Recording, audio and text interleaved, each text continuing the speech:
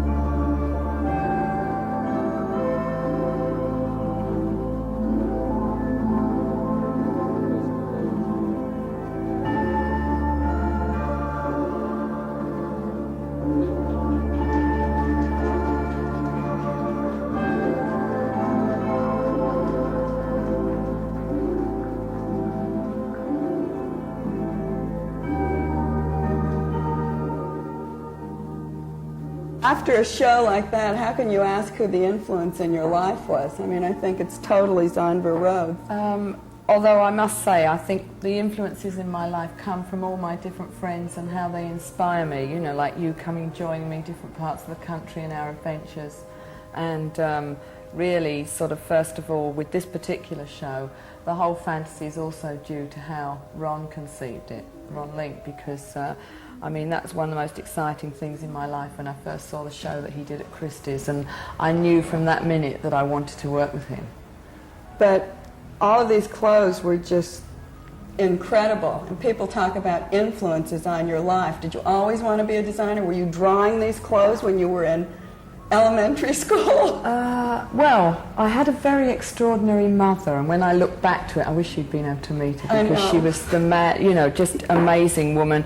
Sort of like amazing, I suppose, in a sense of Deanna, but never developed like Deanna Vreeland, but an amazing lady. So I was in contact with fashion, but I never thought I'd do fashion. I was a textile designer, and it was because I couldn't get work in my textiles that I thought, well, I've got to get to the public by making dresses. And I always looked different by accident. I didn't do it on purpose, so I suppose it all developed like that. I know you went to art school. Did you then go to fashion design school? I never got into No, I never studied fashion design or making dresses, which I think is the reason why my dresses look different, because I didn't know how to even make a dress. I'd been vaguely conscious of my mother making them, but didn't believe that you should be taught by... I didn't believe I should be taught by my mother, who was head of the college that I came from.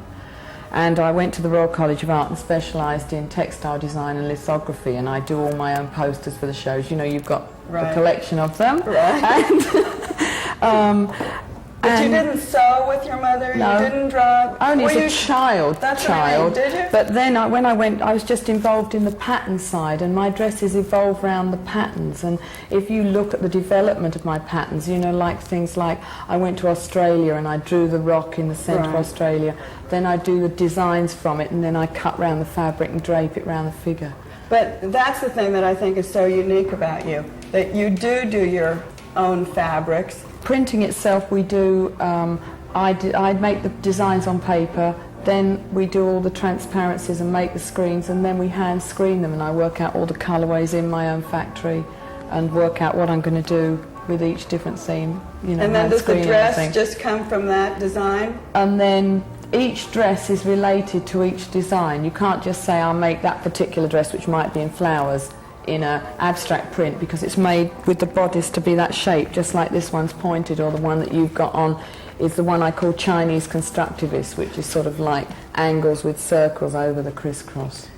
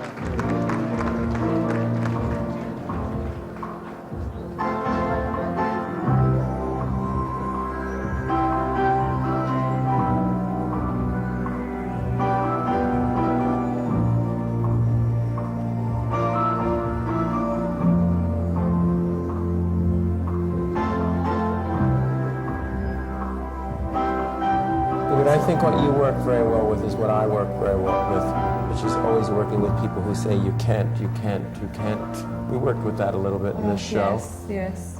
You can't do it?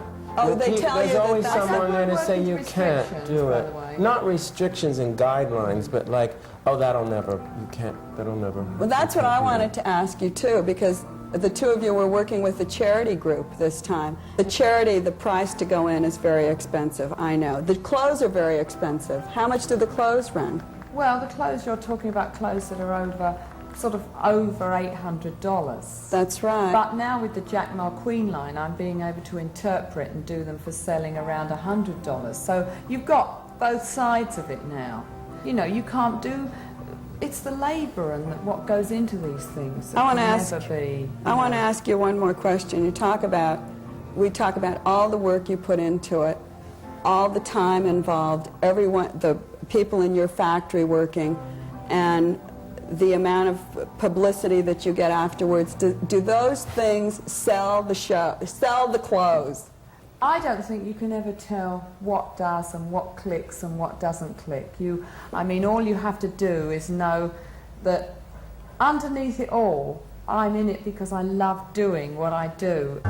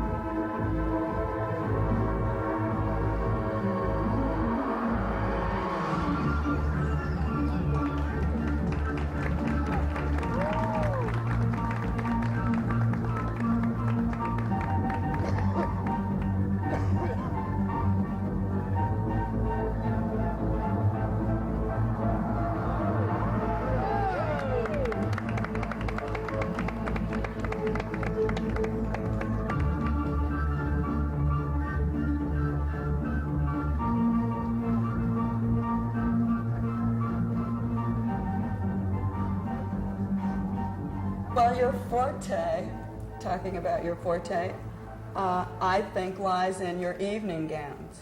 Do you think that your market is just as good in day wear, or do you think you can be successful in both fields? I do. What I think I could be successful in both fields. I mean, I don't mean I'm never going to be your sportswear designer, because I think American sportswear designers are the best in the world, and in that thing I think I supply fantasy to people's lives. That's what I mean. People tend to get knotted up with what I look like they say, well, you have to look like Zandra, but I've seen people that look wonderful who are really chic people and, you know, ignore the hair, and the dress itself isn't as extreme as it looks. And I mean, I'm doing that line for Jack Quinn, you know, with all the shirts, but with my prints on them that I think are wearable for lovely afternoon dresses. So you designed all the fabric for Quinn as well? The fabrics and the shapes, but I mean, as I say, I think that they're perfectly okay for the daytime too, and I believe in them, like the knitwear. They're more like afternoon day. You know, we've spent a lot of time together in Texas, and I would say basically the people are pretty conservative, yet that's one of your biggest markets. Wouldn't you say, or am I wrong about that? I'd say that, but don't you think once people get to know me, you know, you've been, as we go around as a terrible duo, that people realise that they too look wonderful and they feel wonderful. They're clothes you wear easily. You're not always thinking it's got to go like this, it's got to go like that. So that so many people, if they feel good in them, I think that's the whole point about a dress, not an image, but how you feel in it. And I know something happened in America when they called it the, quote, punk. I know, I get christened Princess of Punk and all sorts of things, and I don't think I could be any less like that. I mean, I regard myself as chic. I know I overdo it in my own way, and the fact that I happen to love having pink hair, I'm certainly not a punk person. I experiment with myself, and I would probably say that I'm probably one of the first people in the world to do coloured hair in the way that I do it.